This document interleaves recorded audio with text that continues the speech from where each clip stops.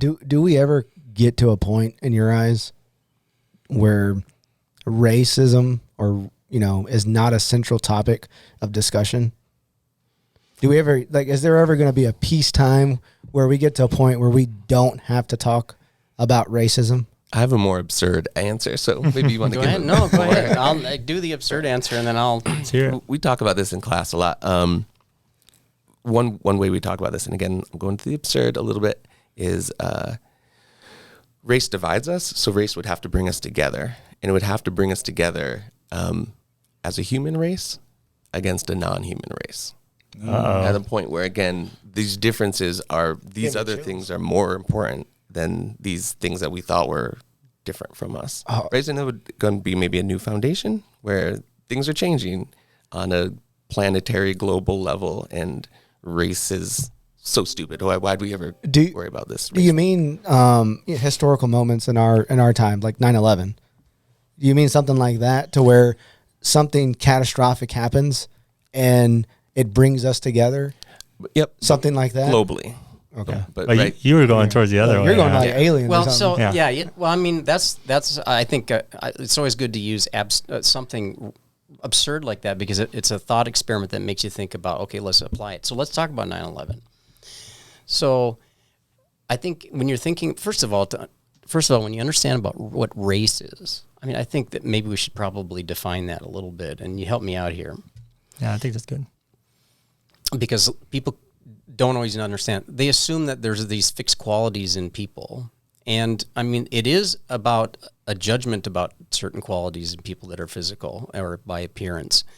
But it's always a social construction, meaning it's always a society's view of what's valuable in a person or not. For instance, we've never had in our history a time in which all the blue-eyed people were able to buy property and all the brown-eyed people were not. It's because even though eye color is a biological characteristic, society said it isn't important.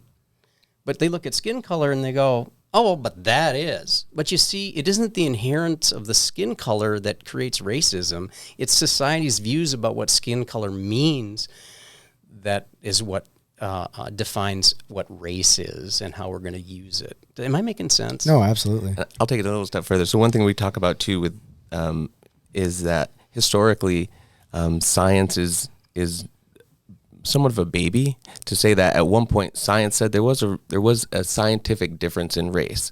People who were darker skinned weren't as human, weren't as smart, didn't have the same brain size, didn't have the same abilities to learn, and science backed it up.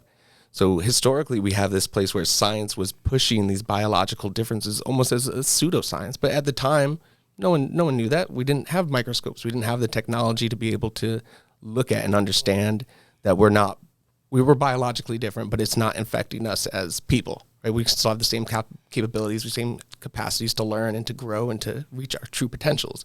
But at one point, science wasn't saying that. And it created a justification for a lot of the racism that we see today because it was backed by science, and then it was passed down from generation to generation to generation in families to say, well, the science book from 1850 said the Negroes have small brains. Right? So part of that social construct was backed by science. And again, it wasn't until science was able to evolve and develop to say, we're all humans. It doesn't matter, right? In terms of your brain size, your brain capacity, your ability to be and accomplish things. But right, it goes back to that foundation, right? That foundation is still there. It's still in families. It's still passed down generation to generation in their stories and their beliefs and their attitudes. So it becomes that social construct that's backed by other elements in society that we have to keep fighting and overturning and say, no, that's not true. That's pseudoscience. That's not real. And we're getting there. But at the same time, you're asking about us being ever equal.